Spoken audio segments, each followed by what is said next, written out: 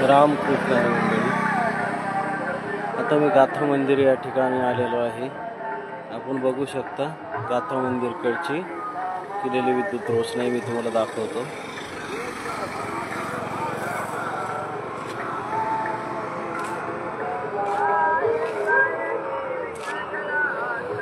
हा बघा गाथा मंदिर आहे देऊमधील. आज तुकाराम बीज असल्यामुळे या ठिकाणी अतिशय मनमोहक विद्युत रोषणाई केलेली आहे.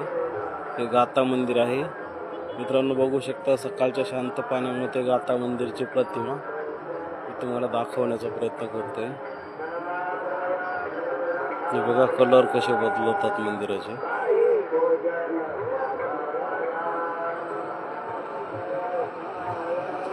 बघू शकता आता गुलाबी कलर दिसत आहे. हळूहळू पूर्ण कलर आता बघा आता सोनेरी कलर दिसत आहे. अतिशय मनमोहक पद्धतीने केलेली ही विद्युत रोषणाई तुकाराम महाराज विजयनिमित्त देहू पुणे या ठिकाणी गाथा मंदिरावरील विद्युत रोषणाई आहे. बघू शकता आता गुलाबी कलर झालेला आहे. परत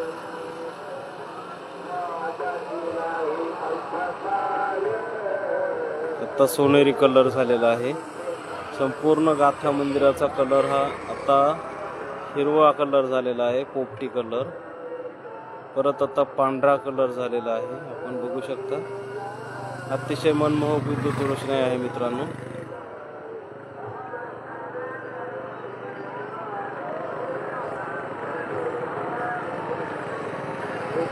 तुकाराम महाराज बीज निमित्त आज देवगाव मध्ये खूप मोठा उत्साह होतो.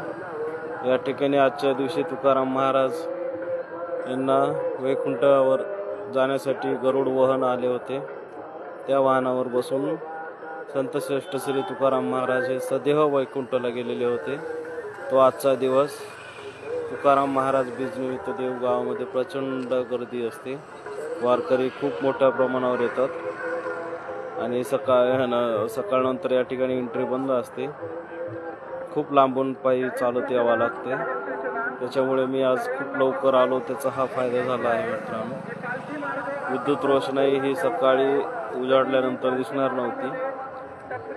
बरंच झालं मी खूप लवकर आलो, त्यामुळे बघू शकता मला हे मनमोहक दृश्य आपल्याला दाखवता आलं आणि मला पण याचा आनंद घेता आला.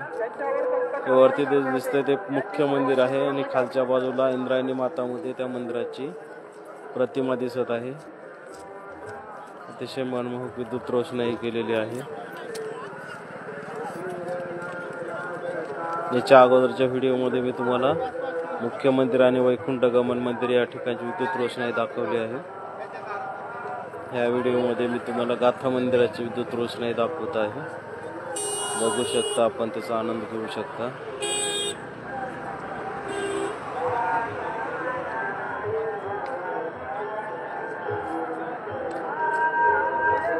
मित्रांनो ही पवित्र इंद्रायणी माता आहे.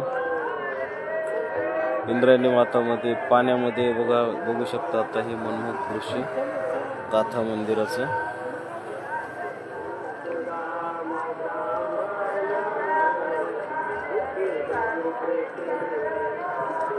हे वरती मुख्य मंदिर आहे. मेन मंदिर हे आहे बघा अशी दाखवलेली ती पाण्यातील प्रतिमा आहे. या ठिकाणी संत श्रेष्ठ श्री तुकाराम महाराज यांची गाथा संपूर्ण दगडामध्ये कोरलेली आहे. त्याला हे गाथा मंदिर म्हणतात आणि तुकाराम महाराजाची गाथा याच ठिकाणी बुडवण्यात आलेली आहे आणि इंद्रायणी माताने परत तुकाराम महाराजांना गाथा आहे अशी गाथा परत केलेली आहे, अशी आख्यायिका आहे. तेच हे गाथा मंदिर. आता ह्या ठिकाणी दगडामध्ये कोरलेली संपूर्ण तुकाराम महाराज गाथा आहे. या ठिकाणी आपण येऊन गाथेचा अध्ययन करू शकता.